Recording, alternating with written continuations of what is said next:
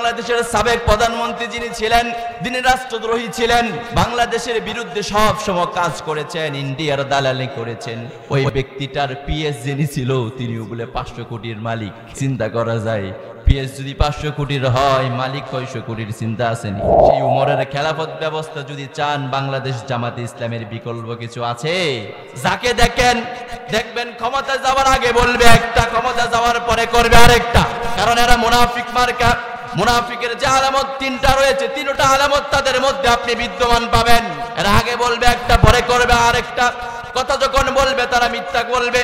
আয়াতুল মুনাফিকি সালাতুন, ইযা হাদাসা কাযাবা ওয়া ইযা ওয়া'দা আখলাফা ওয়া ইযা তুমিনা খানা ওয়া ফি রিওয়ায়াতিন ওয়া ইন সাল্লা ওয়া সামা ওয়া যাআমা আন্নাহু মুসলিম। বিশ্বনবী মুহাম্মদ সাল্লাল্লাহু আলাইহি ওয়াসাল্লাম বলেন, মুনাফিকের আলামত 3টা। 1 নাম্বার কথা বলবে মিথ্যা, 2 নাম্বার ওয়াদা দিবে খেলাফ করবে, 3 নাম্বার আমানত রাখা হলে খেয়ানত করবে। তাদের দিকে তাকান, তাদেরকে তো দেখা হয়েছে অতীতে, অনেক তো দেখেন তারা যখন কথা বলেছে, আশ্বাস দিয়েছে, তখন তারা মিথ্যা আশ্বাস দিয়েছে, মিথ্যা কথা বলেছে, ঠিক কিনা? তাদের দিকে তারা তাকান, তারা যখন ওয়াদা দিয়েছে, ওয়াদা খেলাফ করেছে। তারা তাসবিহ হাতে নেয় নির্বাচন আসার আগে, নির্বাচনে যখন জয় হয়ে যায় তাসবিহ ধরে মিরামারা ডাস্টবিনে, ঠিক কিনা? তারা ওয়াদা দেয় একটা, করে আরেকটা। তাদের কাছে আমানত রাখা হলে খেয়ানত করে। কিন্তু ইসলামী আন্দোলনের কর্মী যারা আছে, এরা কখনো জনগণের বিপক্ষে গিয়ে রাষ্ট্রের আমানত তো দূরের কথা, কোন জনগণের আমানত নষ্ট করে না, ঠিক কিনা? জোরে আওয়াজ করে না, ঠিক কিনা?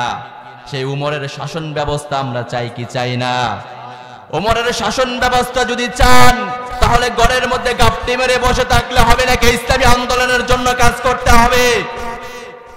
এখন জমিন উন্মুক্ত আছে, কোনো ভয় নাই। ইসলামী আন্দোলনের জন্য কাজ করা শুরু করে দেন।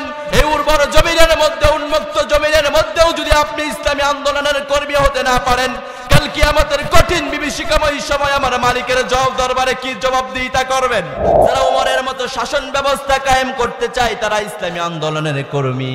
তারা নিজের খেয়ে, নিজের পড়ে, নিজের অর্থ সম্পদগুলো মাথার ঘাম পায়ে ফেলে যে অর্থ সম্পদগুলো অর্জন করে ইসলামী আন্দোলনের জন্য ঢেলে দেয়, ঠিক কিনা? নাকি নিজের পেট 6 তালা বানানোর জন্য?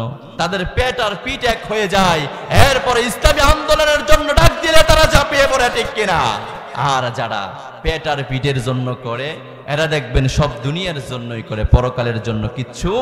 ইয়ালামুনা যাহিরাম মিনাল হায়াতিদ দুনিয়া ওয়া হুম আনিল আখিরাতি হুম গাফিলুন। তারা পার্থিব জীবনের বাহ্যিক দিক জানে, তারা পরকালের খবর রাখে। আমরা পরকালের খবর রাখবো তো ইনশাআল্লাহ। শেষ কথা বলে দিচ্ছে ও সিরাজগঞ্জবাসী, আগামীতে অবশ্যই নির্বাচন হবে। 1 বছর পরে হোক, 2 বছর পরে হোক, 5 বছর পরে হোক, নির্বাচন তো অবশ্যই হবে। ও সিরাজগঞ্জবাসী, আপনি এই নির্বাচনের মধ্যে অবশ্যই ভোট দিবেন। ভোট যখন দিতে যাবেন, তখন মাথার মধ্যে এই কথাটা রাখবেন, যাকে খুশি তাকে দিব আমার ভোট। এটা কখনো মাথার মধ্যে আনবেন না। আপনি বলবেন যাকে খুশি তাকে নয়, কোরআন হাদিস সম্মত রাষ্ট্র পরিচালনা করার জন্য যিনি হিম্মত নিয়ে দাঁড়িয়েছে তাকেই দিব। পৃথিবীতে কেউ স্থায়ী হয় না, হোক না সে ফিরাউন কিবা নমরুদ। কেউ ভবে চিরকাল রয় না, পৃথিবীতে কেউ স্থায়ী হয় না, হোক না সে ফিরাউন কিবা নমরুদ। কেউ ভবে চিরকাল রয় না, কেউ ভবে চিরকাল রয় না। চলে যাই সব ছেড়ে যেতে হয়, মৃত্যু মানে না কোনো পরিচয়। সব রাজা মহারাজা আর মহাবীর, কাউকে সে অবকাশ দেয় না। পৃথিবীতে কেউ স্থায়ী হয় না, হোক না সে ফিরাউন কিবা নমরুদ। কেউ ভবে চিরকাল রয় না। সাগরের জলকে কালি করে,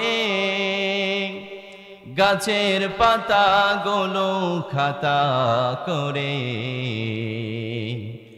তোমার মহিমা লিখা শেষ হবে না, যদিও লেখি প্রভু জীবন ভরে। ঠিক কিনা?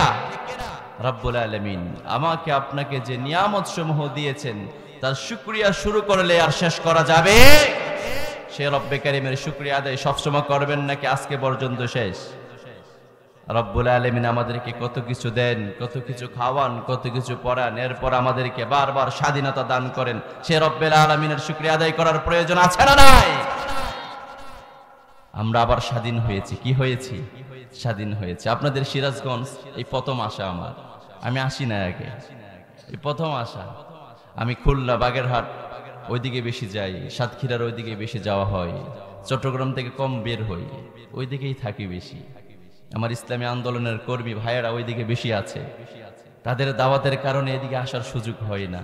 সুলতান ভাই আমার খুব কাছের মানুষ, ওনার দাওয়াতে আল্লাহ তাআলা সিরাজগঞ্জ পর্যন্ত নিয়ে এসেছে।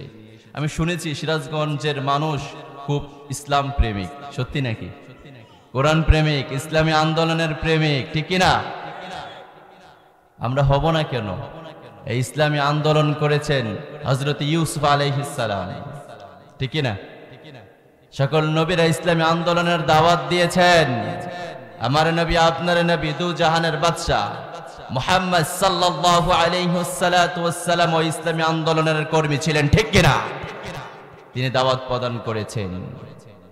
আজ এক শ্রেণীর মানুষেরা আছে যারা আলেমদেরকে দেখলে বলে যে আলেমরা কেন রাজনীতি করবে, আলেমদের রাজনীতি করার প্রয়োজন কি? আলেমরা কোরআন হাদিস পড়েছে, নামাজ পড়বে, জিকির করবে, নামাজ আর জিকির করার পর তারা সময় নষ্ট করবে দিনের লাইনে। তারা আবার রাজনীতি কেন করে? প্রশ্ন করে কি করে না? তাদেরকে আঙ্গুল দেখিয়ে বলবেন আমার নবী ইউসুফ আলাইহিস সালাতু ওয়াস সালাম রাজনীতি করেছে, তিনি রাষ্ট্রপ্রধান ছিলেন। আমার নবী সুলাইমান ছিলেন রাষ্ট্রপ্রধান। আমার নবী দু জাহানের বাদশা মুহাম্মদ সাল্লাল্লাহু আলাইহি ওয়াসাল্লাম ছিলেন প্রেসিডেন্ট, প্রধানমন্ত্রী। ওমর ছিল প্রধানমন্ত্রী, আবু বকর ছিল, উসমান ছিল, আলী ছিল। মুসলমানদের ইতিহাসে সব তো প্রধানমন্ত্রী মুসলমানেরাই ছিল। তো মুসলমানদের ক্ষমতা যাদের হাতে থাকে, আমিরুল মুমিনিন যারা হয়, তারা তো আলেম, ঠিক কিনা? এই আলেমদেরকে এই রাজনীতি থেকে সরানোর জন্য দীর্ঘ 17 বছর নয়, আমরা ইতিহাসের দিকে তাকালে দেখি 52 বছর আগ থেকে শুরু হয়েছে আলেমদের উপরে বিভিন্ন ধরনের টর্চার। আলেমদেরকে রাজাকার বানানোর পাইতারা, আলেমদেরকে জেনাকার বানানোর পাইতারা, আলেমদেরকে জঙ্গিবাদ বানানোর পাইতারা। আজকে এটা নতুন নয়, দীর্ঘকাল, দীর্ঘ বছর ধরে তারা এটা করে আসছে, ঠিক কিনা? কিন্তু তারা সফল হতে পেরেছে? সফল হতে পারে নাই। কেন পারে নাই? রব্বুল আলামিন কুরআনুল কারীমের মধ্যে জানাচ্ছেন, ও গোলামেরা শুনো শোনো, জমিনের মধ্যে যারা ইসলামী আন্দোলনের কর্মী হয়ে যায়, যারা ইসলামী আন্দোলনের জন্য কাজ করে, একমাত্র কোরআনের জন্য যারা কাজ করে, তারা তো আমার গোলাম, তারা আমার আইন বাস্তবায়ন করার জন্যই প্রচেষ্টা চালিয়ে যায়। খবরদার, তাদের দিকে যদি কেউ আঙ্গুল তুলে তাদেরকে কিছু করতে চাও, তোমার আঙ্গুলগুলো ভেঙে ফেলবে তিনি কে? আর এই জমিনের মধ্যে আমরা দেখেছি ইসলামী আন্দোলনের কর্মীগুলোর উপরে তারা প্রতিনিয়ত আঘাত করেছে, ঠিক কিনা? ইসলামী আন্দোলনের কর্মীদের উপর আঘাত করে শেষ করে নাই। ইসলামী আন্দোলনের নেতৃত্ব যারা দিয়েছে তাকে দেখেন, গোলাম আজম থেকে শুরু করে, মতিউর রহমান নিজামী থেকে শুরু করে, আল্লামা দেলোয়ার হোসেন সাইদি থেকে শুরু করে, কাউকে দুনিয়ার জমিনে তারা বাঁচিয়ে রাখে নাই, ঠিক কিনা? একে একে সবগুলোকে দুনিয়ার জমিন থেকে বিদায় করে দিয়েছে। তারা মনে করেছিল নিজামীকে ফাঁসি দিয়ে দিলে, কাদের মোল্লাকে দুনিয়ার জমিন থেকে বিদায় করে দিলে, আল্লামা সাইদিকে দুনিয়ার জমিন থেকে বিদায় করে দিলে ইসলামী আন্দোলনের বাতি নিভে যাবে।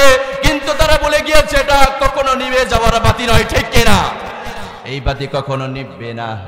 এই বাতি নিবানোর জন্য ফেরাউন চেষ্টা করেছে, হামান চেষ্টা করেছে, কারুন চেষ্টা করেছে, নমরুদ চেষ্টা করেছে, এই জামানার নব্বা আবু জাহেল, শেখ হাসিনা চেষ্টা করেছে, পারে না, ঠিক কিনা? কখনো কি পারবে? কখনো পারবে না। আপনারা দেখেছেন ইসলামী আন্দোলনের নেতৃত্ব যারা দিয়েছে তাদের মধ্যে সবচেয়ে জনপ্রিয় একজন ব্যক্তি, তার নাম আল্লামা দেলোয়ার হোসেন সাঈদী, ঠিক কিনা? নিজামকে ফাঁসি দিল, কাদের মোল্লাকে দিল, গোলাম আজমকে তারা বিভিন্ন ধরনের অপদস্থ করলো, তাদেরকে দুনিয়ার জমিন থেকে বিদায় করে দিল। আল্লামা সাঈদীর উপরে যখন তারা নির্যাতন করতে চাইলো, দুনিয়ার জমিনের মায়া ত্যাগ করে আল্লামা সাঈদীকে যখন ফাঁসির কাস্টে ঝুলাতে চেয়েছিল, তখন তামাম বাংলাদেশের মধ্যে হুঙ্কার দিয়ে উঠেছিল তাওহীদি মুসলমান, ঠিক কিনা? কেন উঠেছিল? আল্লামা সাঈদী তো সামান্য একজন মানুষ। আপনি যদি তার গা কেটে ফেলেন, তার গা থেকে লাল রক্ত বাইর হবে নাকি নীল? অবশ্যই লাল। তাহলে তার এত জনপ্রিয় কেন? তার এত জনপ্রিয়তা কেন? তাকে মানুষ এত ভালোবাসে কেন? কোরআনের জন্য। কিসের জন্য? কোরআনের জন্য। রব্বুল আলামিন কোরআনুল কারীমের মধ্যে জানাচ্ছেন, ইয়ারফাইল্লাহুল্লাযীনা আমানু মিনকুম ওয়াল্লাযীনা উতুল ইলমা দারাজাত।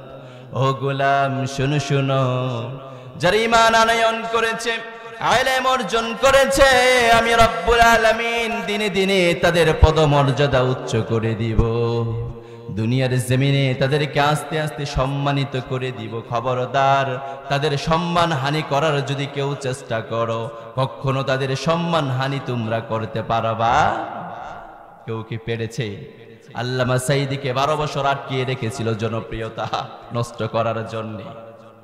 আল্লামা সাঈদীর উপরে দীর্ঘ 17 বছর তারা রাজাকারের ট্যাগ লাগিয়েছে। এরপরেও জামানের মধ্যে, মানুষের জবানের মধ্যে তারা উচ্চারণ করাতে পারেছে কি রাজাকার? কেউ পারে নাই।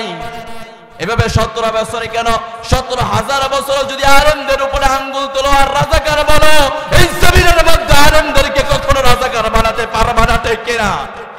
এই জমিনে মামুনুল হকের মতো এত বড় একজন শাইখুল হাদিসকে তোমরা জানাকার মানুষের সামনে বানাতে পারো, 2 দিন আর 3 দিন 6 দিন পরে আসল জানাকার হারুনের মতো মানুষ বের হয়ে যাবে, ঠিক কিনা? কখনো আলেমদের উপরে কেউ টর্চার করে ঠিক থাকতে পারে? আল্লাহ তাআলা তাদেরকে দিনে দিনে শাস্তি দিয়েছেন, ঠিক কিনা? আল্লাহ তাআলা আমাদেরকে শিক্ষা নেওয়ার তৌফিক দান করেন। পড়েন আমিন। এখনো তো দেখা যায় এক শ্রেণীর নেতারা বলে যে আমরা তো জানি রক্ষাটা শিবিরের ক্ষমতায় দিলে তো আবার দেশ উশৃঙ্খল করে ফেলবে। এক শ্রেণীর নেতারা বলে কি বলে না? আমরা বলি তোমাদের পায়ের নিচে মাটি নাই। কি বলো আর না বলো চিন্তা করে বলো না তো। তুমি কি জানো তোমার পায়ের নিচে যে মাটি নাই? তোমরা কয় নাম্বার, তোমরা কি আর না কি সব বাংলার মানুষ জেনে গেছে, বুঝে গেছে, ঠিক কিনা? আমরা দেখেছি সবাইকে, আর দেখতে চাই না। এবার আমরা কোরআনের শাসন দেখতে চাই, ঠিক কিনা? কোরআনের শাসন যখন কায়েম হবে, তখন কে গরিব কে ধনী, কে পয়সাওয়ালা কে টাকাওয়ালা, কে বিধবা কে ডিভোর্সি, কে কি, সেটা দেখার কোনো সময় থাকবে না। কোরআন আল কারীম যেটাই বলবে সেইভাবেই শাসন করা হবে, ঠিক কিনা? আল্লাহ তাআলা আমাদেরকে কোরআনের রাজ সমাজের মধ্যে কায়েম করার মতন তৌফিক দান করেন। পড়েন আমিন। রাগ করলেন নাকি? রাগ করলেন নাকি? বাবার কথা বললাম, দাদার কথা বললাম। আমার এক শ্রেণীর মানুষেরা আছে, দেখেন এক শ্রেণীর মানুষেরা আছে, এটা গত বছরের কথা, যখন তাগুত ছিল, নমরুদ আবু জাহেল ছিল। আমি গত বছর একটি স্টেজের মধ্যে কথা বলছিলাম লক্ষ্মীপুর। স্টেজ থেকে আমাকে ধমক দিয়ে নামিয়ে দিল। শুধু নামিয়ে দিয়ে শেষ করে নাই, লক্ষ্মীপুর থানার মধ্যে আটকিয়ে রাখলো 3 দিন। আমার দোষ ছিল কি? আমি শুধু একবার উচ্চারণ করেছিলাম, আল্লামা দেলোয়ার হোসেন সাঈদীকে তোমরা কেন রাজাকার ট্যাগ লাগিয়ে কারাগারের মধ্যে আটকে রেখেছো? বলতে দেরি হয়েছে, আমাকে বুকের মধ্যে ধরে নামাতে দেরি করে নাই। ভিডিওটা এখনো আছে, নামিয়ে দিয়েছে আমাকে। আমি তখন চিন্তা করলাম, আমি কার কথা বললাম? আমার বাবার কথা বলি নাই, দাদার কথা বলি নাই, নানার কথা বলি নাই, আমি কোরআনের কথা বলেছি। দেখেন এক শ্রেণীর মানুষ, আমি মূল আলোচনার দিকে যাচ্ছি, ভূমিকাটা শেষ করছি। এক শ্রেণীর মানুষ আছে, আপনি তাদেরকে নামাজের দাওয়াত দেন, তারা নামাজ পড়তে রাজি। রোজার কথা বলেন, তারা রোজা রাখতে রাজি। আপনি তাদেরকে যাকাত প্রদান করতে বলেন, তারা যাকাত প্রদান করতে রাজি। বাইতুল্লাহ যাওয়ার তৌফিক হয়েছে, বাইতুল্লাহ যেতে বলেন, সেখানে যেতেও রাজি। কিন্তু যখন বলবেন নামাজের কথা বললো কে? আল্লাহ। রোজার কথা বললো কে? আল্লাহ। যাকাতের কথা বললো কে? আল্লাহ। সিয়ামের কথা বললো কে? আল্লাহ। টাকা হলে বাইতুল্লাহ যেতে বলেছে কে? আল্লাহ। এরপর যখন বলবেন যে আল্লাহ সব কিছু হুকুম দিল, সেই আল্লাহই তো কোরআন দিয়ে সমাজ পরিচালনা করতে বললো, সেটা কেন করতে চাও না? তারা কেন করতে চায় না? কারণ তাদের লাল লাল বুতুল খাওয়া বন্ধ হয়ে যাবে, তাদের টাকার পাহাড় বন্ধ হয়ে যাবে, তাদের সুদ ঘুষ বন্ধ হয়ে যাবে, জেনার ব্যবসা বন্ধ হয়ে যাবে, জুলুমের ব্যবসা বন্ধ হয়ে যাবে। ঠিক কিনা? আমরা এগুলো অনেক দেখেছি, আর দেখতে চাই না। ঠিক কিনা? এবার আমরা কোরআনের সমাজ গঠন করব ইনশাআল্লাহ। আমাদেরকে তৌফিক দান করেন। পড়ে না আমিন। পড়ে লা ইলাহা। আমরা আলোচনা করব তাকওয়া নিয়ে। কি নিয়ে? তাকওয়া, রবের ভয়। কার ভয়? রবের ভয় আমাদের দরকার আছে না নাই? যেখানে নাই কোনো ভয় সেখানে অপরাধ রয়, যেখানেই রয়েছে ভয় সেখানে কোনো অপরাধ নাই। এজন্য হাদিসের মধ্যে এসেছে তাকওয়াল্লাহি রাসু কুল্লি হিকমাহ। সমস্ত ধর্মীয় জ্ঞান, সমস্ত ধর্মীয় বুঝের মূল হচ্ছে তাকওয়া বা আল্লাহর ভয়। আপনি অনেক জানেন, অনেক বুঝেন, কিন্তু আপনার ভিতরে রব্বুল আলামিনের ভয় নাই। এই জানার কোনো দাম আছে? এই জানার কোনো দাম নাই। যে জানার মধ্যে রব্বুল আলামিনের ভয় অন্তরের মধ্যে আসে, সেই জানার মধ্যেই রয়েছে লাভ, সেটাই রয়েছে তাকওয়া, সেখানেই আল্লাহ তাআলার ভয়। রব্বুল আলামিন কোরআনুল কারীমের মধ্যে জানাচ্ছেন, ওয়া গোলাম শোনো শোনো, ইয়া আইয়ুহাল্লাযীনা আমানুত্তাকুল্লাহা হাক্কা তুকাতিহি ওয়া লা তামুতুন্না ইল্লা ওয়া আনতুম মুসলিমুন। পড়ছি আল্লাহু আকবার। রব্বুল আলামিন বলেন, ও গোলামেরা, ও মুমিনেরা, তোমরা যারা ঈমান আনয়ন করেছো, তোমরা তোমাদের মালিক রব্বুল আলামিনকে ভয় করো, তাকওয়া অর্জন করো। আর গোলাম শুনে রেখো, মনে রেখো, তোমরা মুসলমান না হইয়া পূর্ণাঙ্গভাবে খাঁটি মুসলমান না হয়ে তোমরা মৃত্যুবরণ করিও না। খাঁটি মুসলমান না হয়ে রব্বুল আলামিন আমাদেরকে মৃত্যুবরণ করতে নিষেধ করেন। উক্ত আয়াতের মধ্যে গোলামদের জন্য দুইটা নির্দেশ দিয়েছেন রব্বে কারীম। এক নম্বরে নির্দেশ হলো, ও গোলাম, আমি তোমার মালিক, তুমি আমাকে ভয় করো, তাকওয়া অর্জন করো। দুই নম্বর, গোলাম মুসলমান না হয়ে পূর্ণাঙ্গ রূপে মৃত্যুবরণ করিও না।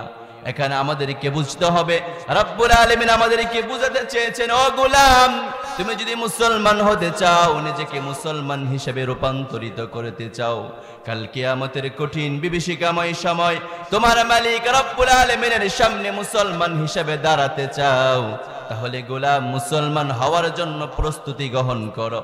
কেমন করে মুসলমান হওয়ার জন্য প্রস্তুতি গ্রহণ করবা? রব্বুল আলামিন বলেন, গোলাম তাকওয়া অর্জন করবা। যদি তাকওয়া অর্জন করো, তাহলেই তুমি মুসলমান হিসেবে রূপান্তরিত হতে পারবা। আর যে গোলামের ভিতরে তাকওয়া নাই, রবের ভয় নাই, সে কখনো খাঁটি মুসলমান হতে পারে? তাহলে খাঁটি মুসলমান হওয়ার জন্য কি করতে হবে? রবের ভয় অন্তরের মধ্যে নিতে হবে। কার ভয়? রবের ভয়। যেমন দেখেন, দুনিয়ার জমিনের মধ্যে যারা চুরি করে, যারা ডাকাতি করে, এরা কি মানুষকে দেখিয়ে দেখিয়ে মানুষের সামনে বলে কয়ে ডাকাতি করে, চুরি করে, নাকি আড়ালে আড়ালে করে? কেন আড়ালে করে?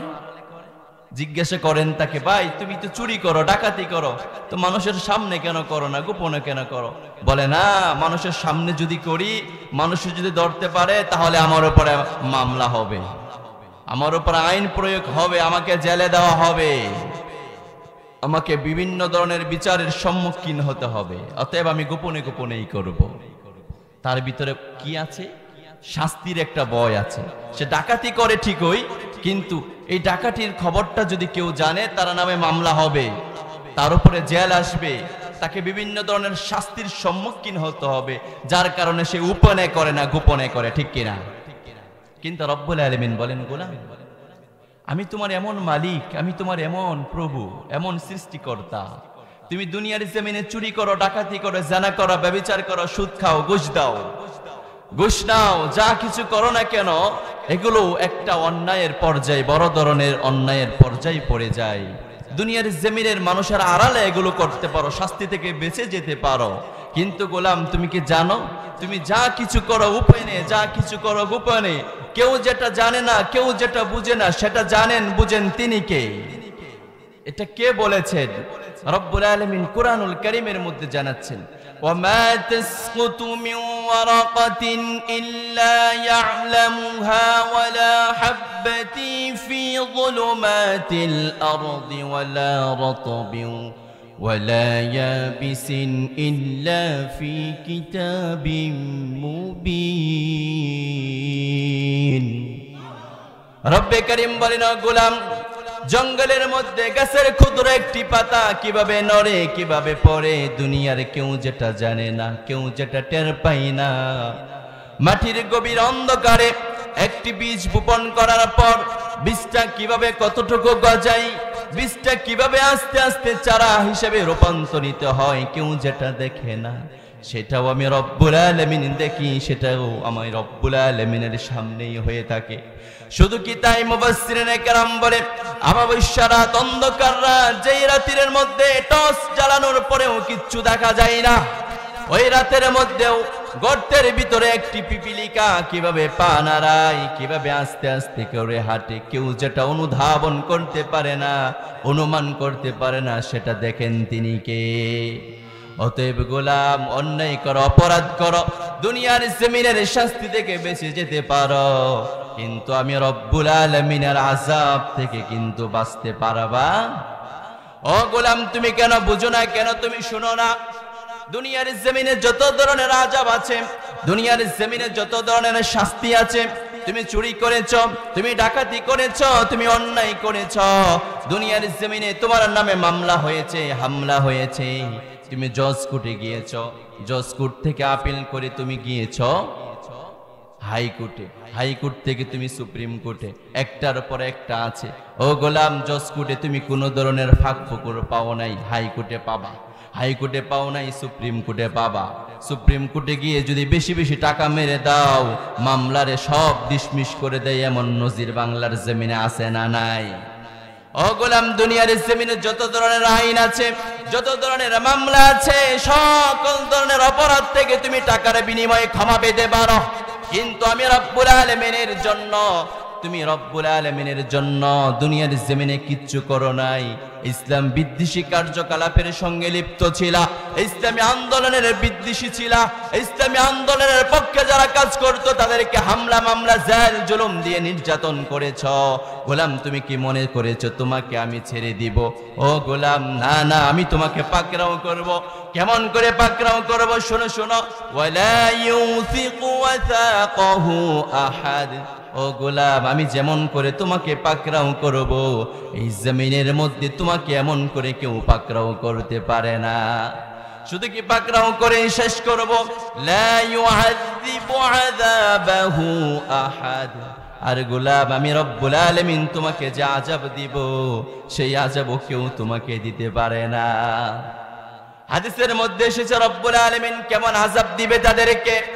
বলা হচ্ছে, কাল কিয়ামতের কঠিন বিভীষিকাময় সময় যখন মানুষগুলো ইয়া নাফসি বলবে, যখন কাল কিয়ামতের ময়দান বিচার কার্য শেষ হয়ে যাবে, জান্নাতীরা যখন জান্নাতে চলে যাবে, জাহান্নামীরা যখন জাহান্নামে চলে যাবে, একদল জাহান্নামীরা জাহান্নামের মধ্যে যাওয়ার পর তারা দেখবে একটা ফেরেশতা তাদের সামনে হাজির হয়ে যাবে। সেই ফেরেশতার কান নাই, সেই ফেরেশতার চোখ নাই, চোখেও কিছু দেখে না, কানেও কিছু শুনে না। বলা হলো, কানে কেন শুনে না, চোখে কেন দেখে না? রাসূলুল্লাহ সাল্লাল্লাহু আলাইহি ওয়াসাল্লাম বলেন, কেউ যখন কাউকে শাস্তি দেয়, শাস্তি প্রদান করে, যে ব্যক্তি শাস্তি প্রদান করেছে তার যদি কান থাকে, তার যদি চোখ থাকে, যাকে শাস্তি দিচ্ছে সে যখন কান্না করে তার চোখ দিয়ে সে দেখতে পায়, সে যখন কান্না করে তার কান্নার আওয়াজগুলো সে কান দিয়ে শুনতে পায়। এই জন্য ফেরেশতার কান নাই, এই জন্য ফেরেশতার চোখ নাই। আপনি যতই কান্নাকাটি করেন, যতই হাউমাউ করে চিৎকার করেন, ফেরেশতা শুনবে না, দেখবেও না, আপনাকে শুধু শাস্তি দিতেই থাকবে, দিতেই থাকবে। আল্লাহ আমাদেরকে সেই শাস্তিগুলো থেকে হেফাজত করেন। পড়েন আমিন, আর জোরে পড়েন আমিন। হযরত উমর রাদিয়াল্লাহু তাআলা আনহু, নাম শুনেছেন? সে উমর রাদিয়াল্লাহু তাআলা আনহু সামান্য কোন ছোট্টখাটো একজন ব্যক্তি, তাই না? ছোট্ট একটি রাষ্ট্র বাংলাদেশের প্রধানমন্ত্রী উমর, ইন্ডিয়ার মতো দেশের রাষ্ট্র, ইন্ডিয়ার মতো রাষ্ট্রের প্রধানমন্ত্রী, মালয়েশিয়া, বর্তমান সৌদি আরব না, তিনি অর্ধ পৃথিবী শাসন করেছেন উমর। হে ওমর রাদিয়াল্লাহু তাআলা আনহুর জামানায় তিনি যখন খলিফা, তিনি রাত্রি বেলা ঘুমাতেন না। যখন রাত্রি গভীর হয়ে যেত, ওমর রাদিয়াল্লাহু তাআলা আনহু ঘর থেকে বের হয়ে যেতেন। মদিনার বিভিন্ন অলিগলির মধ্যে তিনি হেঁটে হেঁটে বিভিন্ন জায়গায় পর্যবেক্ষণ করতেন, কার কি অবস্থা, কে কি অবস্থায় আছে, কার কি সমস্যা, কে কি সমস্যার সম্মুখীন হয়ে আছে, এগুলো খবর নিয়ে তিনি এটার সমাধান করার চেষ্টা করতেন। এই ওমর রাদিয়াল্লাহু তাআলা আনহু একদিন সফরে বের হলেন। মরুভূমির রাস্তা, বালি ছাড়া কিচ্ছু দেখা যায় না, এত মরুভূমি। হযরত ওমর রাদিয়াল্লাহু তাআলা আনহু মরুভূমির মধ্যে বেরিয়ে গেলেন। মরুভূমির মধ্যে যখন বেরিয়েছেন, সন্ধ্যা হয়ে গিয়েছে। সন্ধ্যার সময় ওমর রাদিয়াল্লাহু তাআলা আনহু তাকান ডানে, তাকান বামে, তাকান সামনে পিছনে, দেখে মরুভূমি, বালি ছাড়া কিচ্ছু দেখা যায় না। এবার হযরত ওমর চিন্তা করলেন যাব কই। সামনের দিকে অগ্রসর হওয়া শুরু করলেন। সামনে যে দেখে একজন রাখাল সন্ধ্যাবেলা তার বকরির পাল নিয়ে গোয়ালের দিকে ফিরছে, বাসার দিকে ফিরছে। রাখালকে ডাক দিয়া বলে, ভাই, তোমার সামনে কিছু বকরি দেখা যায়, এই বকরিগুলোর মধ্যে মতন বকরিও দেখতে পাচ্ছি। আমি একজন মুসাফির মানুষ, আমি সেই সকালবেলা বেরিয়েছি রোদ্রের মধ্যে। এই মরুভূমির মধ্যে খাবার দাবারের কোনো ব্যবস্থা নাই, পানি নাই। আমার সঙ্গে যে পানি ছিল, খাবার দাবার ছিল, সব ফুরিয়ে গিয়েছে। আমি অনেক ক্ষুধার্ত হয়ে গিয়েছি, আমি অনেক তৃষ্ণার্ত হয়ে গিয়েছি। ও রাখাল ভাই, তোমার কাছে দুধ দহন করার মতো বকরি দেখা যাচ্ছে, একটা বকরি তুমি আমার কাছে দিয়ে দাও, যেটা থেকে আমি একটু দুধ দহন করে আমার তৃষ্ণা নিবারণ করি। রাখাল ডাক দিয়ে বলে, ও মুসাফির, আপনাকে যদি আমি এখন দুধ খাওয়াইয়ে তৃষ্ণা নিবারণ করাতে পারতাম, তাহলে অবশ্যই আমি খুশি হতাম, অবশ্যই আমার আমলনামার মধ্যে রব্বুল আলামিন সওয়াব লিপিবদ্ধ করে দিতেন। আমারও মন চায় আপনার তৃষ্ণা নিবারণ করে দেই, কিন্তু আমার সামনে, আপনার সামনে যে বড় বকরির পাল দেখতে পাচ্ছেন, এই বড় বকরির পালের মালিক কিন্তু আমি নই। আমি টাকার বিনিময়ে, আমি পয়সার বিনিময়ে মালিকের রাখালি করি, অতএব আমি আপনাকে এখান থেকে বকরি দিতে পারবো না, দুধ খাওয়াতে পারবো না। এবার হযরত ওমর রাদিয়াল্লাহু তাআলা আনহু চিন্তা করলেন, এটা রাখাল হলেও খুব তাকওয়াবান ব্যক্তি, এটা কোন লেভেলের তাকওয়াওয়ালা ব্যক্তি, আমার একটু পরীক্ষা করার প্রয়োজন। এবার হযরত ওমর ওই রাখালকে বলে, ও রাখাল ভাই, এই মরুভূমির বালির চরের মধ্যে আমি আর তুমি ছাড়া কেউ নাই, দেখো দেখো, আমি আর তুমি ছাড়া কেউ নাই। এখান থেকে তুমি যদি আমাকে একটি বকরি দিয়ে দাও, সেই বকরিটা আমি ক্রয় করব, এমনিই নিব না, তোমাকে এর বিনিময়ে কিছু অর্থ দিব। এরপরে সেই বকরিটা থেকে দুধ দহন করার পর আমি আমার তৃষ্ণা নিবারণ করব, সেটা জবাই করে গোশত বানাবো, কিছু গোশত তোমাকে দিয়ে দিব, কিছু গোশত আমি নিয়ে নিব। তুমি টাকাও পেলা, গোশতও পেলা, তোমার লাভ আমারও লাভ, দিয়ে দাও বকরিটা আমারে। এবার রাখাল ডাক দিয়া বলে, ও আল্লাহর গোলাম, তোমাকে আমি চিনি না, তবে গোলাম শোনো শোনো, ইয়া হাদা ফাইনাল্লাহ, হে আল্লাহর গোলাম, যেখানে কেউ নাই, যেখানে কেউ কিছু দেখতে পাই না, কেউ কিছু শুনতে পাই না, কেউ কিছু বুঝতে পারে না, সেখানে তৃতীয় পক্ষ থেকে একজন থাকেন, তিনি কে? রব্বুল আলামিন সব দেখেন, সব জানেন, সব বুঝেন। অতএব আমার মালিক যদি আমার এখান থেকে একটি বকরি তোমাকে দিয়ে দেওয়ার পরে অনুভব করতে নাও পারে, কিন্তু আমার মালিকের মালিক রব্বুল আলামিন দেখবে তার সামনে আমি কি জবাবদিহিতা করব। দেখেন তাকওয়া কাকে বলে, রবের ভয় কাকে বলে। এই রবের ভয় আজকে আমাদের ভিতরে আছে? এই রবের ভয় আমরা হারিয়ে ফেলেছি। এই রবের ভয় না থাকার কারণে আমরা ইসলাম বিদ্বেষী কার্যকলাপের মধ্যে লিপ্ত হয়ে যাই। এই রবের ভয় না থাকার কারণে আমরা ইসলামী আন্দোলন করতে চাই না, ঠিক কিনা? আমরা এই দল সেই দল বিভিন্ন ধরনের দলের পিছনে ছোটে, ঠিক কিনা? আপনি যত ধরনের দল আছে সব দল করেন একমাত্র দুনিয়াকে পাওয়ার জন্য, দুনিয়াকে হাসিল করার জন্য। একটা মানুষ যদি এখানে দাঁড়িয়ে আমার সামনে বলতে পারেন যে হুজুর আমি জনগণের জন্য রাজনীতি করি, কোন দল করো? অমুক দল, তমুক দল, ইসলামী আন্দোলন ছাড়া, আল্লাহর কসম আপনি মিথ্যাবাদী।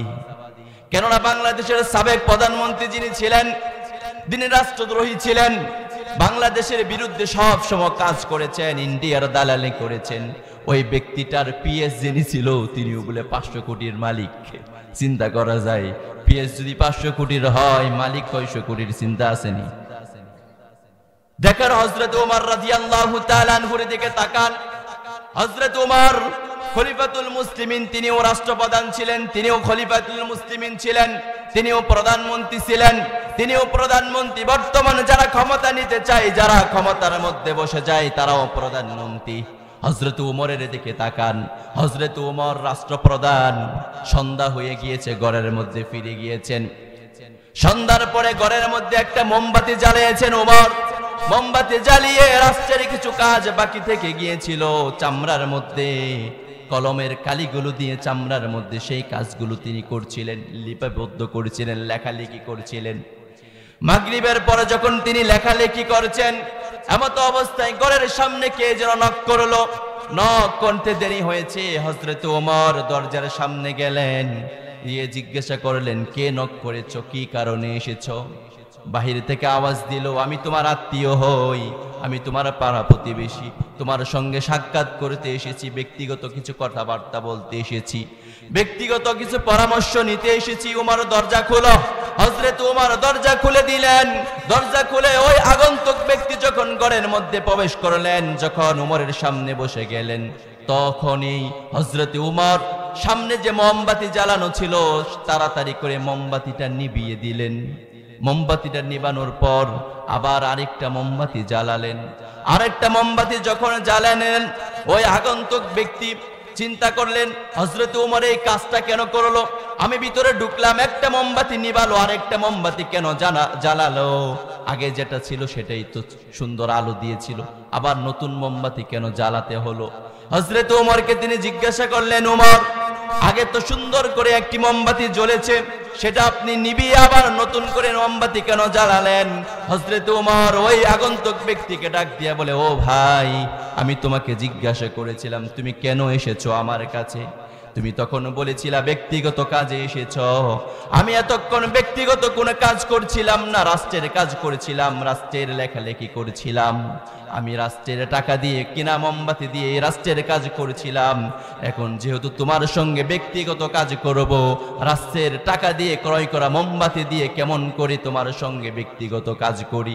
এটার জন্য তো কাল কিয়ামতের কঠিন বিভীষিকাময় সময় মালিকের সামনে জবাবদিহিতা করতে হবে। অতএব আমি রাষ্ট্রের টাকা দিয়ে মোমবাতি ক্রয় করা মোমবাতিটা নিভিয়ে দিয়ে আমার টাকায় ক্রয় করা মোমবাতিটা জ্বালিয়ে দিলাম। এই ছিল রাষ্ট্রপ্রধান। আর আমাদেরও বর্তমান রাষ্ট্রপ্রধান।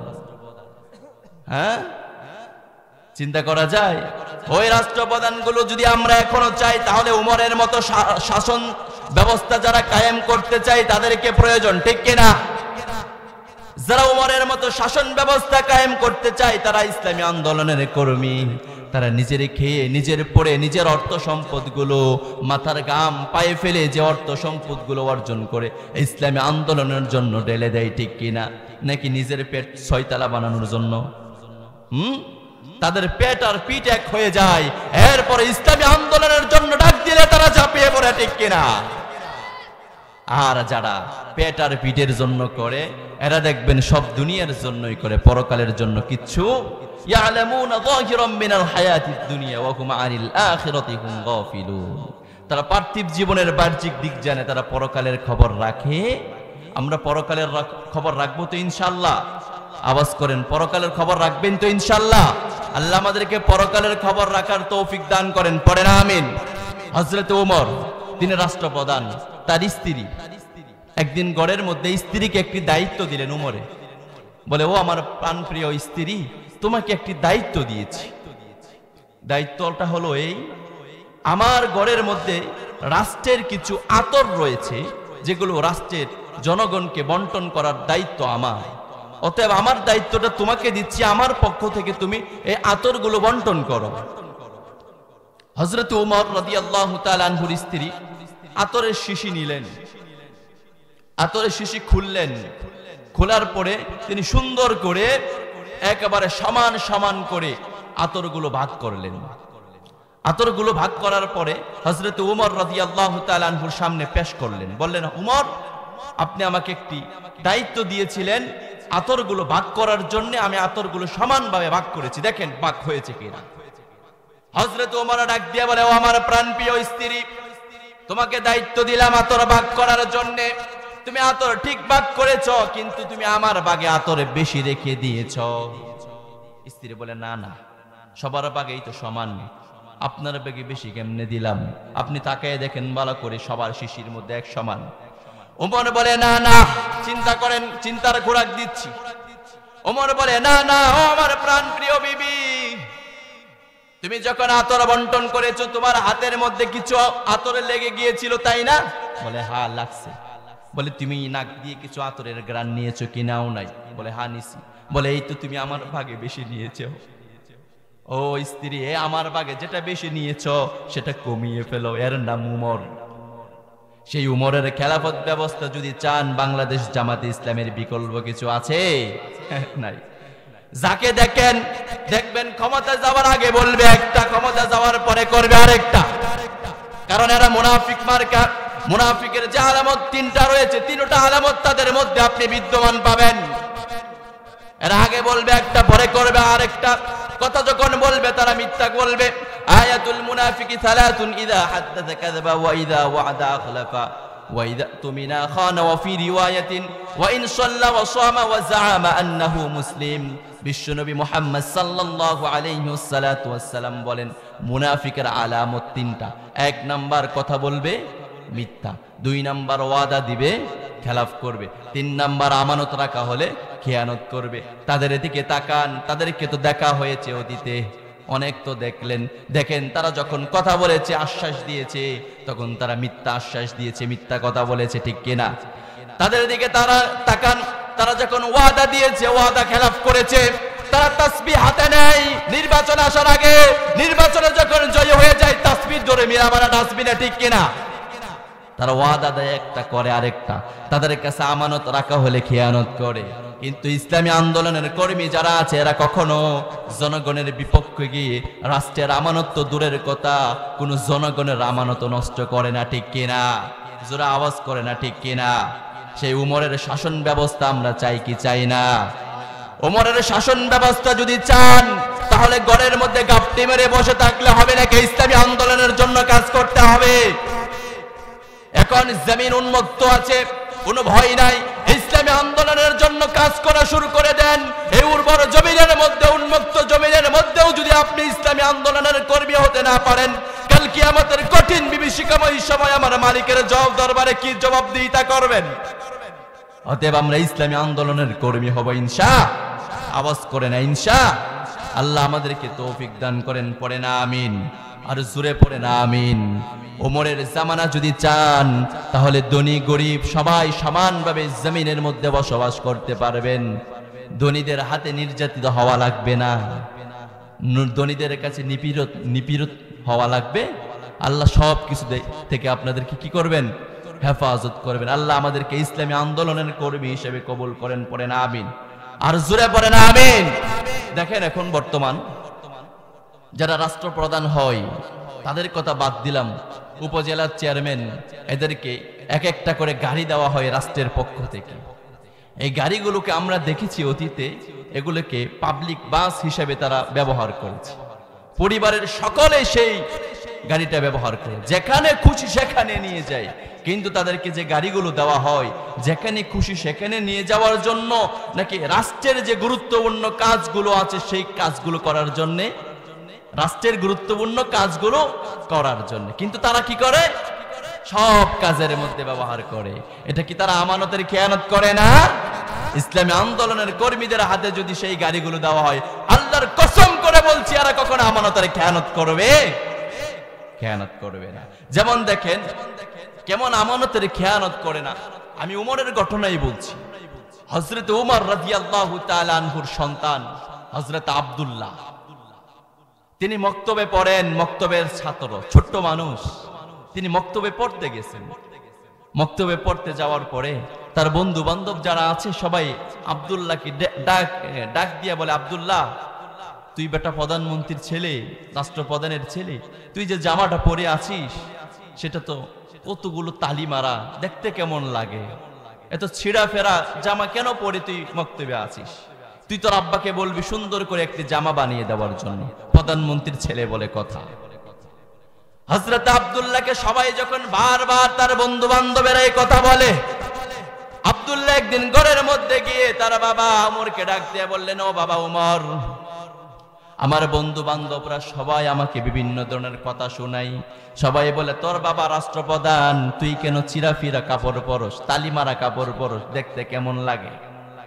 ও বাবা, আমি আর মাদ্রাসায় যাব না নতুন কাপড় না দিলে। ছোট্ট মানুষকে আর যাব না। ওমর বললে, আব্দুল্লাহ যাও বেটা মাদ্রাসায়, তোমাকে নতুন কাপড় সিলিয়ে দিব। পরের দিন সকালবেলা হযরত ওমর একটা চামড়া নিলেন, চামড়ার মধ্যে তিনি কালি দিয়ে লিপিবদ্ধ করলেন কোষাধ্যক্ষের দায়িত্বে যিনি আছেন তার কাছে, যার কাছে টাকা জমা আছে তার কাছে, রাষ্ট্রের টাকা যার কাছে জমা আছে তার কাছে। সেখানে লিখলেন যে আমার ইমার্জেন্সি কিছু অর্থ সম্পদের প্রয়োজন, অর্থাৎ টাকার প্রয়োজন। আমার তো বেতন নেওয়া আছে গত মাসের, রানিং মাসের বেতনটা আমি চাই। রানিং মাসের অগ্রিম বেতনটা তুমি আমাকে পাঠিয়ে দাও, আমার কিছু কাজ আছে, কিছু কর্ম আছে, সেগুলো সারতে হবে। এই চিঠিটা যখন চলে গেল কোষাধ্যক্ষের কাছে, তিনি যখন চিঠি খুললেন দেখলেন ওমরের সাইন করা চিঠি, লেখা আছে আমাকে অগ্রিম 1 মাসের বেতন দাও। তিনি চিঠির উল্টা পিঠে লিখলেন যে ওমর, আমি আপনাকে 1 মাসের অগ্রিম টাকা দিতে পারি, আপনি আগামী 1 মাস দুনিয়ার জমিনে বেঁচে থাকবেন, এরকম একটা গ্যারান্টি দেন। কে বলছে কথাটা? চিন্তা করেন। প্রধানমন্ত্রী চিঠি লিখছে কোষাধ্যক্ষের কাছে। প্রধানমন্ত্রীর পাওয়ার বেশি নাকি কোষাধ্যক্ষের পাওয়ার বেশি? প্রধানমন্ত্রী চিঠি লিখছে, কোষাধ্যক্ষকে উল্টা পৃষ্ঠার মধ্যে লিখে দেয় যে খবরদার, আপনি আগামী 1 মাস যে বাঁচবেন সে গ্যারান্টি দেন, তাহলে টাকা দিব। জবাবদিহিতা কারে বলে দেখেন। ইসলামী সমাজ ব্যবস্থা যদি কায়েম করতে পারেন এবং এইরকম জবাবদিহিতামূলক সমাজ গঠন করা সম্ভব হবে, আর না হয় যেমনি চলছে এমনি চলবে। প্রধানমন্ত্রী কোনো ভুল করলে আপনি আঙ্গুল তুলে তার কাছে জবাব চাইতে পারবেন। ইসলামী সমাজ ব্যবস্থা আপনাকে এরকম সুযোগ করে দিবে। হযরত ওমর রাদিয়াল্লাহু তাআলা আনহুর কাছে পরবর্তী সময়ে এই চিঠি যখন আবার আসলো, হযরত ওমর যখন চিঠির উল্টা পিঠ দেখলেন যে 1 মাসের গ্যারান্টি যদি বাঁচবেন দিতে পারেন টাকা দিব, হযরত ওমর আর দেরি করে নাই, কান্না করা শুরু করে দিয়েছে আর বলা শুরু করে দিয়েছে, আব্দুল্লাহ, আমি রাষ্ট্রপ্রধান হতে পারি, আমি ওমর রাষ্ট্রপ্রধান হতে পারি, আমি খলিফাতুল মুসলিম হতে পারি, আমি প্রেসিডেন্ট হতে পারি, আমার অধীনে যে অর্থ সম্পদ ধন দৌলত গুলো দেখতে পাস, এগুলো কিচ্ছু তোরা বাবার নয়, এগুলো সব রাষ্ট্রের জনগণের। অতএব বাবা, আমি তোকে এই মাসে জুব্বাটা সেলাই করে দিতে পারবো না, পরবর্তী কোনো সময়ে যদি পারি সিলিয়ে দিব। এই ছিল রাষ্ট্রপ্রধানদের অবস্থা। আজকেও যদি ইসলামী স্বাস্থ্য, ইসলামী সমাজ ব্যবস্থা আপনারা কায়েম করতে পারেন, ইসলামী আন্দোলনের পক্ষে থেকে কাজ করতে পারেন, আগামীতে আপনারা উমর রাদিয়াল্লাহু তাআলা আনহুর যে ঘটনাগুলো শুনলেন, প্রত্যেকটা ঘটনা জমিনের মধ্যে আপনারা সাক্ষী হয়ে থাকতে পারবেন। আর যদি ইসলামী আন্দোলনের সাথে গাদ্দারি করেন, অতীতের 52 বছর যেমনি কাটাইছেন তেমনি কাটাতে হবে, কষ্টে বিষ্টে দিন কাটাতে হবে। মেজর ডালিমের বক্তব্য সবাই শুনছেন তো? শুনেন না? আচ্ছা আচ্ছা। আমরা একটা কথা শুনতাম ছোট্টকাল থেকে, আমি কথাটা অনেকবার চিন্তা করছি যে গাছ কেমন, ফল তার পরিচয়। আহা, মেজর ডালিমের কথাগুলো শুনে আমি অতীতে ইতিহাসের মধ্যে মুক্তিযুদ্ধের যে কাহিনীগুলো পড়ছিলাম আমার সব ভুলে গেছি। মেজর ডালিম যা বলেছে আমার মনে হয় এগুলোই সত্যি। তো যেটা বলতেছিলাম, জমিনের মধ্যে আমরা আর কাউকে বিশ্বাস করব না, একমাত্র বিশ্বাস করব কোরআনের আন্দোলনের জন্য যারা কাজ করে তাদেরকে। ইনশাআল্লাহ পড়েন পড়েন, ইনশাআল্লাহ কাজ করবেন তো ইনশাআল্লাহ। আল্লাহ তাআলা আমাদেরকে সবাইকে তৌফিক দান করেন, পড়েন আমিন। তাক যা বলতেছিলাম, ইসলামী সমাজ ব্যবস্থা যদি কায়েম হয় তাহলে সমাজের রাষ্ট্রপ্রধানদের মধ্যে তাকওয়া চলে আসবে। কি চলে আসবে? তাকওয়া চলে আসবে, রবের ভয় চলে আসবে। আর রবের ভয় যখন চলে আসবে তখন তারা কোনো অন্যায় অপরাধ কাজ জমিনের মধ্যে চালু করবে আপনি হামলা দিয়ে, মামলা দিয়ে, র‍্যাব দিয়ে পিটাইয়া, পুলিশ দিয়ে পিটাইয়া মানুষকে ভালো করতে পারবেন? ভালো করতে পারবেন না। কিন্তু একটা মানুষের ভিতরে রবের ভয় ঢুকিয়ে দেন, অটোমেটিক সেই মানুষটা ভালো হয়ে যাবে, ঠিক কিনা? তাকান উমরের দিকে, উমরের কথা এতক্ষণ বললাম, উমরের দিকেই তাকান। এই উমর খোলা তলোয়ার নিয়ে বেরিয়ে গেছে, কারে মারার জন্য? কার মাথা আনার জন্য? বিশ্বনবী মুহাম্মদ সাল্লাল্লাহু আলাইহিস সালাতু ওয়াস সালামের মাথা মুবারক আনার জন্য খোলা তলোয়ার নিয়ে বেরিয়ে গিয়েছে। আর সেই উমর রাদিয়াল্লাহু তাআলা আনহু এখন বিশ্বনবী মুহাম্মদ সাল্লাল্লাহু আলাইহি ওয়াসাল্লামের হুজরা শরীফের মধ্যে রাসূলুল্লাহর রওজার পাশেই ঘুমিয়ে আছে। চিন্তা করা যায় তাকওয়া কাকে বলে? কেমন করে হয়েছে? রবের ভয় যখন তার ভিতরে ঢুকে গিয়েছে, তখন সে খাঁটি গোলাম হয়ে গিয়েছে কার?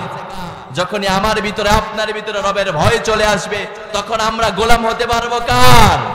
রবের গোলাম হওয়ার জন্য, রবের খাঁটি গোলাম হওয়ার জন্য তাকওয়ার বিকল্প নাই, ঠিক কিনা?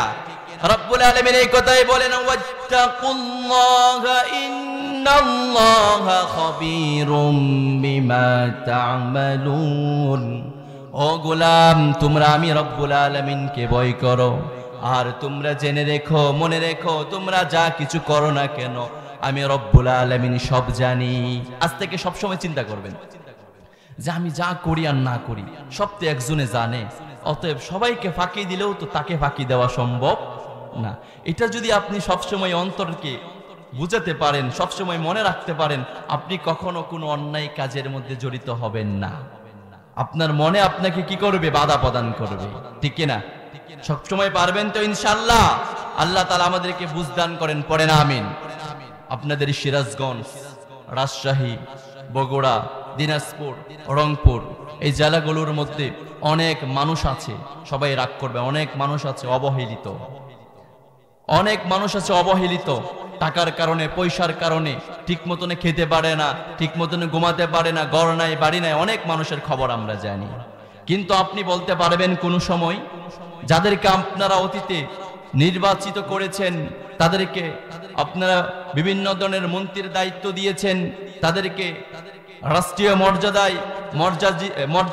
মর্যাদা সম্পূর্ণ হওয়ার সুযোগ করে দিয়েছেন, তারা নির্বাচিত হওয়ার পরে কখনো কোনো সময় আপনাদের বাড়ির মধ্যে এসে খবর নিয়েছে? নেই। ওমা, নিছেনি কখনো? নেই না। যেই দলই বলেন না কেন, নির্বাচনের আগে দেখবেন ঘরের ঘরে আসবে, নির্বাচন শেষ ওকে আর খুঁজেও পাবেন না, সে বসে থাকে ঢাকা শহরে। আমরা কাকে নির্বাচিত করি? আমরা নির্বাচিত করব ইসলামী আন্দোলনের কর্মীদেরকে, যারা প্রতিনিয়ত আমাদের খবর নেবে। কেননা তারা রাসূলুল্লাহর শিক্ষা অর্জন করেছে। কার শিক্ষা? তারা রাসূলুল্লাহর শিক্ষা অর্জন করেছে। তারা ইসলামী সমাজ ব্যবস্থা কিভাবে পরিচালনা করতে হয় সেটা শিখেছে উমরের কাছ থেকে। কার কাছ থেকে? ওমরের কাছ থেকে। এই উমর রাত্রি যখন গভীর হয়ে যেত, ঘুমাতেন না, ঘর থেকে বেরিয়ে যেতেন, মদিনার অলিগলির মধ্যে হাঁটতেন, কে কোন অবস্থায় আছে, কার কি সমস্যা, তিনি সেগুলো সমাধান করার চেষ্টা করতেন। তিনি একদিন হাঁটতে হাঁটতে মদিনার এক গলি দিয়ে যাচ্ছেন, দেখলেন একজন মহিলা সামনে একটি পাতিলা নিয়ে হাত দিয়ে কি যেন নাড়াচ্ছে, আর পাশে দুইটা বাচ্চা কান্না করছে। হযরত ওমর রাদিয়াল্লাহু তাআলা আনহু আগিয়ে গেলেন। এগিয়ে যাওয়ার পরে জিজ্ঞাসা করলেন, মা, গভীর রাত, সবাই ঘুমের মধ্যে চলে গিয়েছে, এই গভীর রাতে আপনি এখানে কি নাড়েন, কি করেন, আর বাচ্চাগুলো কেন কান্না করে? মহিলাটা ডাক দিয়া বলে, ও যুবক, আমি একজন মুসাফির, আমি বাহির থেকে এসেছিলাম, আমি শুনেছি মদিনার যিনি প্রধানমন্ত্রী আছেন, যিনি প্রেসিডেন্ট আছেন, তিনি আজকে খাবার দিয়েছেন বিভিন্ন ধরনের। কি হয়েছিল এখানে?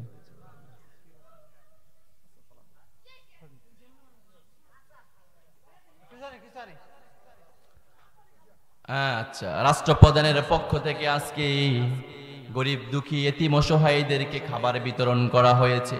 আমিও খাবার নেওয়ার জন্য এসেছিলাম, কিন্তু রাষ্ট্রপ্রধানের সামনে বিশাল বড় লাইন দেখলাম, সেখানে বিশাল জ্যাম দেখলাম, যার কারণে সেদিকে আমি অগ্রসর হলাম না, আমি চলে এসেছি। রাত গভীর হয়ে গিয়েছে, আমার সন্তানগুলো ক্ষুধার যন্ত্রণা পেয়েছে, ক্ষুধার যন্ত্রণায় তারা কান্না শুরু করে দিয়েছে। আমি আমার সন্তানগুলোকে কোনো ক্রমে কান্না থামাতে পারছি না।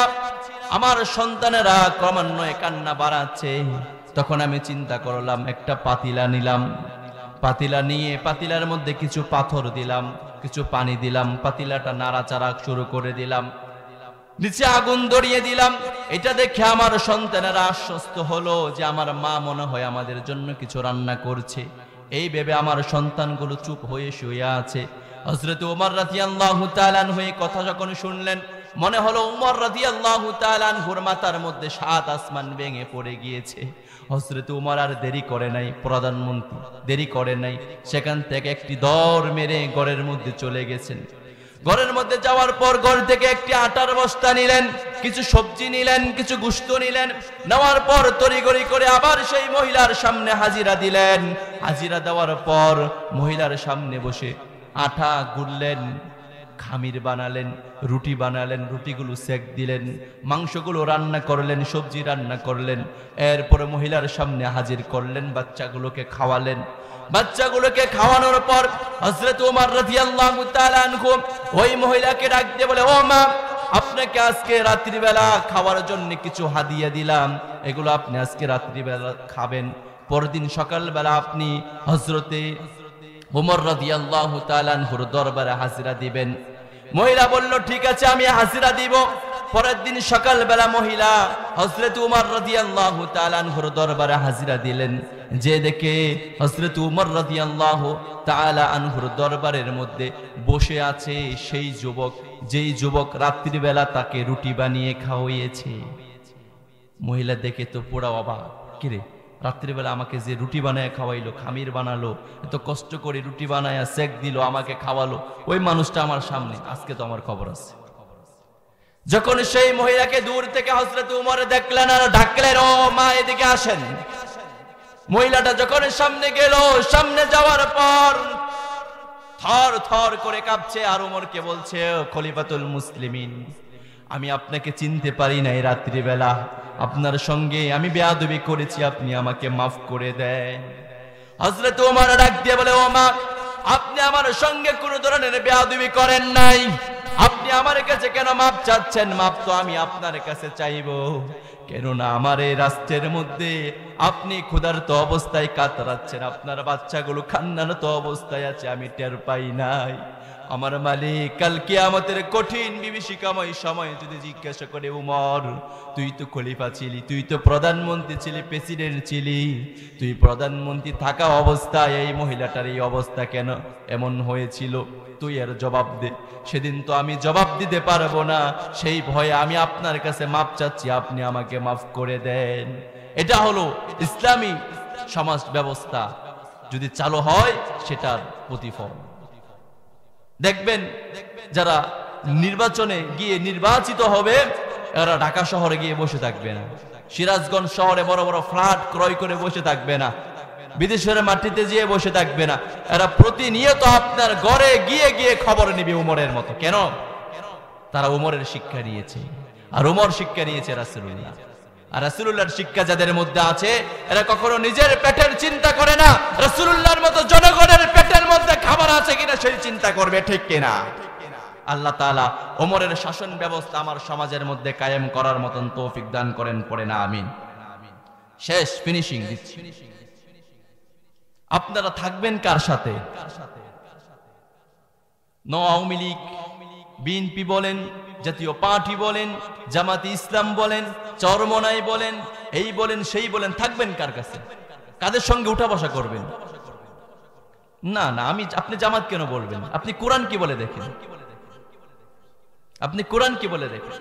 কোরআনুল কারীমে আপনাকে বলছেন, ইয়া আইয়ুহাল্লাযীনা আমানু ইত্তাকুল্লাহ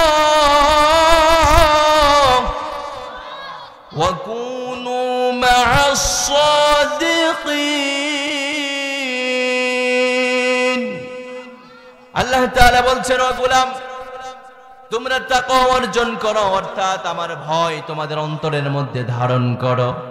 আর গোলাম, তোমরা উঠা বসা করবা, চলাচল করবা তাদের সঙ্গে যারা দুনিয়ার জমিনে সত্যবাদী, যারা নেককার পরহেজগার। এখনো চিন্তা করেন, যাদেরকে ভোট দিয়া নির্বাচিত করেন এরা অনেক সত্যবাদী না? কয়টা যে মিছা কথা বলে সারাদিন এতে নিজেও জানে না। তা আপনি সত্যবাদীকে নির্বাচিত করলেন? হ্যাঁ, সত্যবাদীদের সঙ্গে থাকতে হবে, মিথ্যাবাদীদের সঙ্গে থাকলে হবে? শেষ কথা বলে দিচ্ছে ও সিরাজগঞ্জবাসী, আগামীতে অবশ্যই নির্বাচন হবে। 1 বছর পরে হোক, 2 বছর পরে হোক, 5 বছর পরে হোক, নির্বাচন তো অবশ্যই হবে। ও সিরাজগঞ্জবাসী, আপনি এই নির্বাচনের মধ্যে অবশ্যই ভোট দিবেন। ভোট যখন দিতে যাবেন তখন মাথার মধ্যে এই কথাটা রাখবেন, যাকে খুশি তাকে দিব আমার ভোট। এটা কখনো মাথার মধ্যে আনবেন না। আপনি বলবেন যাকে খুশি তাকে নয়, কোরআন হাদিস সম্মত রাষ্ট্র পরিচালনা করার জন্য যিনি হিম্মত নিয়ে দাঁড়িয়েছে তাকেই দিব।